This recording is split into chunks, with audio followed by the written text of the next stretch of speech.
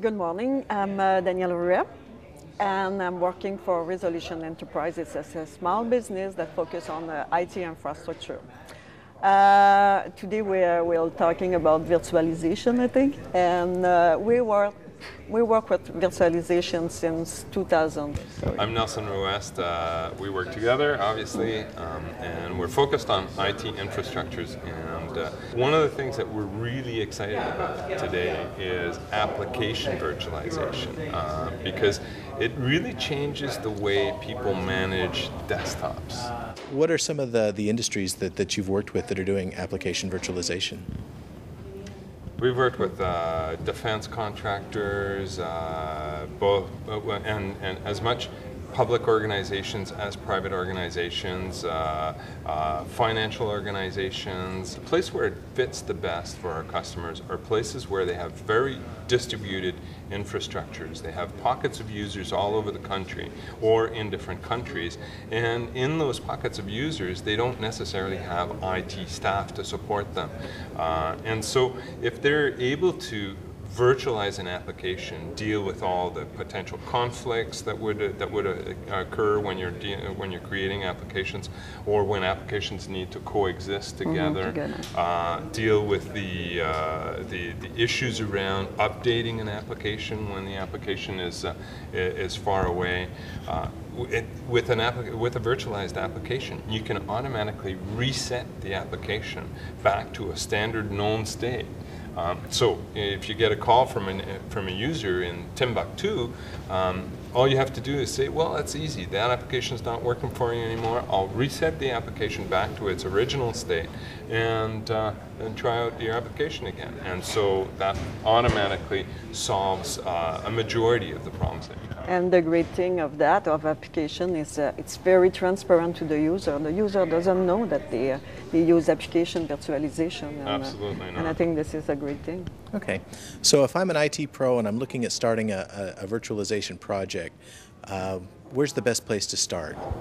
That's a good question. Sometimes you talk about virtualization and people are afraid of, and of the technology. So we did a few times. We did we start a project without telling to anybody. Telling anybody that was a bad. I mean, that was okay, but people were so surprised when they said, "Wow, we are using virtualization today. Wow, we didn't know about that." And that's absolutely that true. was great. Yeah. But you know, if you want to start with virtualization, with application virtualization specifically, you should start with the most problematic applications that you have right now.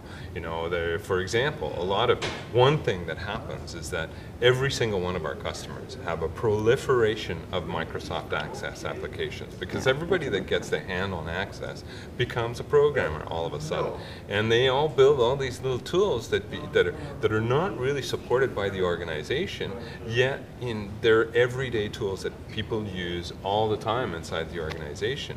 And then as you move forward from Access 97 to Access 2000 to Access XP to 2003 to 2007, the organization doesn't have the means to update all those applications. So what they need to do is they need to virtualize all these applications so that the applications can all work together at the same time on the same machine, which is one of the great features of application virtualization. That way, you don't need to worry about updating those. And another thing that's really, really powerful is when you virtualize an application, you don't need to worry about ever doing it again. What would you tell an IT pro to watch out for? Where are the places that a project like this can go wrong?